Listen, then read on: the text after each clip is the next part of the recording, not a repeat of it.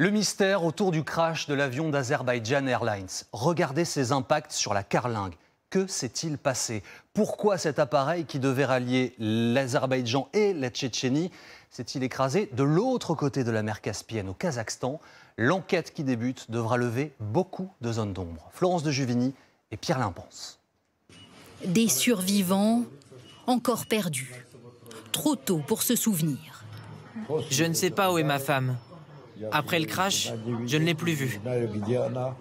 Que s'est-il passé à 1000 mètres d'altitude avant le crash? Un élément intrigue les experts, cette carlingue criblée d'éclats. Serait-ce des fragments de missiles? Pour moi, l'avion a été touché probablement au-dessus de la mer Caspienne. Le missile a explosé à proximité de l'arrière de l'avion et ce sont donc les commandes de profondeur et de direction de l'avion qui ont été rendues inopérantes, rendant l'avion absolument impilotable.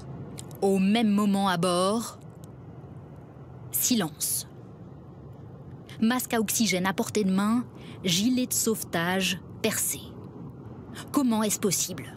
Le vol reliait l'Azerbaïdjan à Grozny en Tchétchénie, mais impossible d'atterrir, mauvaise météo ou perte du GPS brouillé, une technique employée par la Russie en temps de guerre.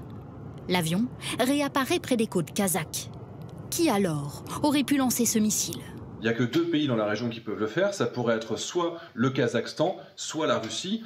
Or, la Russie, maintenant depuis plusieurs années, elle subit des attaques de missiles ukrainiens. Donc, logiquement, leur défense aérienne est très active. Côté Kremlin, des condoléances. Les 9 survivants russes ont été rapatriés.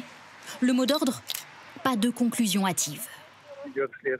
Il serait inapproprié d'émettre des hypothèses avant la fin de l'enquête. Un premier rapport devrait être rendu dans moins de 30 jours.